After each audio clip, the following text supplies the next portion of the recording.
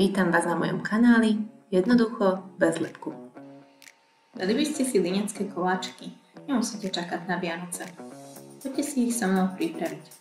Budeme potrebovať 170 g múky, 100 g masla, 50 g práškového cukru, 1 vajce, 1 sáčok vanilkového cukru, rýbezlový džem na potretie a práškový cukor na posypanie. V receptoch lineckých koláčikov sa uvádza väčšinou pomer surovín, cukru, masla a múky v pomere 1, 2 a 3. V tomto recepte však musíme použiť väčšie množstvo múky, aby sa nám testu nelepilo. Najlepšie je, ak je maslo izbovej teploty. Na záver pridáme aj vajíčko a vanilkový cukor.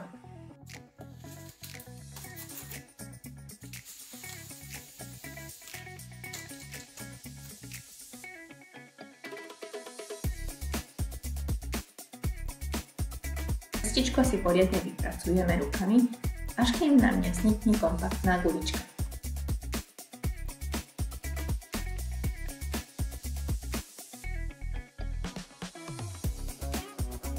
Cesto si prenesieme na pomúčnenú dosku a vyvalkáme si tvar obdĺžnika vo výške približne 3 mm.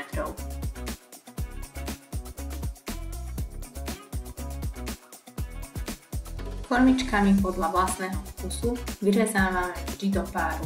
Jeden z nich bude spodok a druhý vrch.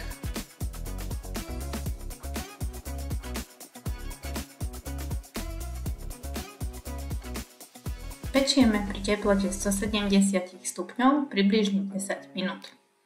Po upečení sú veľmi krehké, preto ich veľmi opatrne prekladajte na miešku. Po vychladnutí ich natierame džemom. Ja som použila dobrý domáci rýbezlový. Na záver posypeme práškovým cukrom. Linecké koláčiky sú síce veľmi krehké, ale aj veľmi chutné. Vyskúšajte.